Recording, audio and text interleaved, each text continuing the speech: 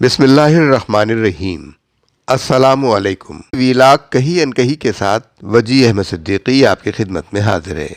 یہودیوں کا دعویٰ ہے کہ مسجد اقصیٰ یا ہیکل سلیمانی کو حضرت سلیمان علیہ السلام نے تعمیر کیا تھا۔ اس دعوے کی بنیاد پر وہ مسجد اقصیٰ کو شہید کرنے کے درپے رہتے ہیں۔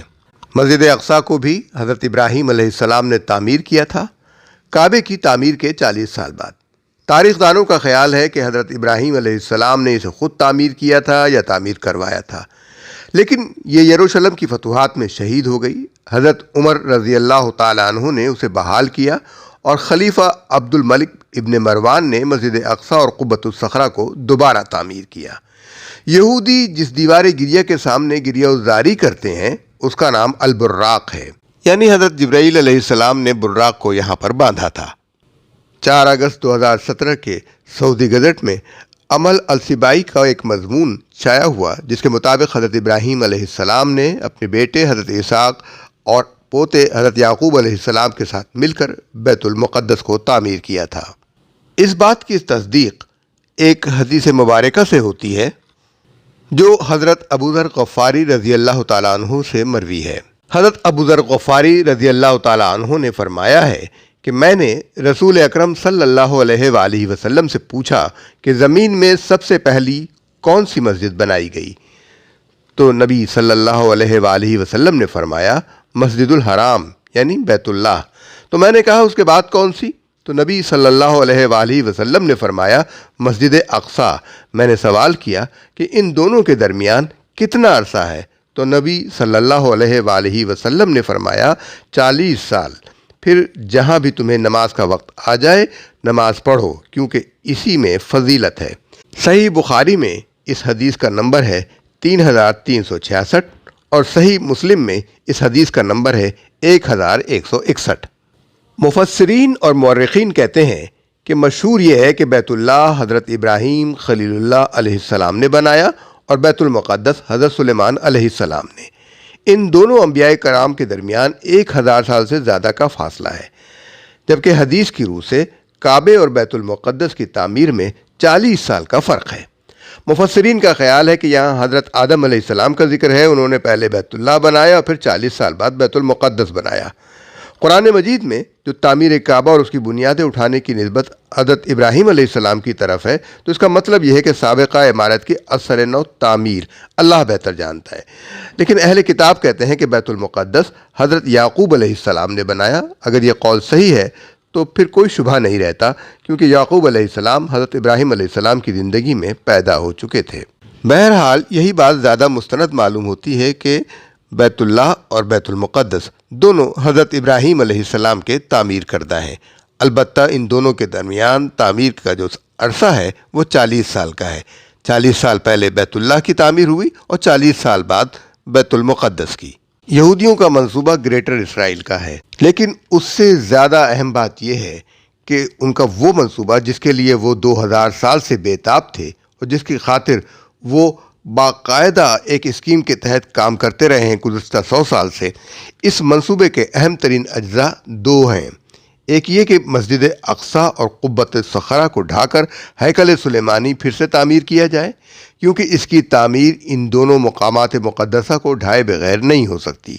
دوسرے یہ کہ اس پورے علاقے پر قبضہ کیا جائے جسے اسرائیل اپنی میراث سمجھتا ہے۔ جہاں تک پہلے جز کا تعلق ہے، اسرائیل اسے عملی جامہ پہنانے پر اسی وقت قادر ہو چکا تھا جب بیت المقدس پر اس کا قبضہ ہوا تھا، لیکن 2 وجوہ سے وہ اب تک اس کام میں تعامل کرتا رہا ہے۔ ایک وجہ یہ ہے کہ اسے اور اس کے سرپرست امریکہ کو دنیا اسلام کے شدید رد عمل کا اندیشہ تھا۔ دوسرا یہ کہ خود یہودیوں کے اندر مذہبی بنیاد پر اس مسئلے پر اختلاف برپا ہے۔ ان کے ایک گروہ کا عقیدہ یہ ہے کہ ہیکل کی تعمیر نو مسیح ہی آ کر کرے گا، جب تک وہ نہ آ جائے ہمیں انتظار کرنا چاہیے۔ یہ ان کے قدامت پرست گروہ کا خیال ہے۔ واضح رہے کہ مسلمان عیسائی تو حضرت عیسیٰ علیہ السلام کو مسیح مانتے ہیں، مگر یہودی ان کا انکار کرتے ہیں، اور وہ ابھی تک مسیح موعود پرومسڈ مسیح کی آمد کا انتظار کر رہے ہیں۔ ان کا یہ مسیح موعود وہی ہے جسے حدیث میں رسول اللہ صلی اللہ علیہ وسلم نے مسیح دجال قرار دیا ہے۔ یہ یہودیوں کے قدامت پرست گروہ کا خیال ہے۔ دوسرا گروہ جو شدت پسند ہے اور جس کے ہاتھ میں دراصل اس وقت اسرائیل کے اقتدار کی باغیں ہیں، کہتا ہے قدیم بیت المقدس اور دیوار گریہ پر قبضہ ہو جانے کے بعد ہم دور مسیحائی میں داخل ہو چکے ہیں۔ یہی بات یہودی فوج کے چیف ربی نے تورات ہاتھ میں لے کر اس روز کہہ دی تھی جب بیت المقدس کی فتح کے بعد وہ دیوار گریہ کے سامنے کھڑا تھا۔ جس طرح ہماری فوج کے ساتھ پیش امام ہوتے ہیں، اسی طرح یہودی فوج کے ساتھ ربی ہوتے ہیں، اور ان کے چیف ربی کو اسرائیلی فوج میں بریگیڈیئر جنرل کا رینک حاصل ہے۔ اس کے الفاظ یہ تھے کہ آج ہم ملت یہود کے لیے دور مسیحائی میں داخل ہو رہے ہیں۔ انہی دو وجوہ سے مسجد اقصیٰ کو یک لخت ڈھا دینے کے بجائے تمہید کے طور پر اس کو آگ لگائی گئی، تاکہ ایک طرف دنیا اسلام کا رد عمل دیکھ لیا جائے اور دوسری طرف یہودی قوم کو آخری کارروائی کے لیے بتدریج تیار کیا جائے۔ دوسرا جز اس منصوبے کا یہ ہے کہ میراث کے ملک پر قبضہ کیا جائے۔ یہ میراث کا ملک کیا ہے؟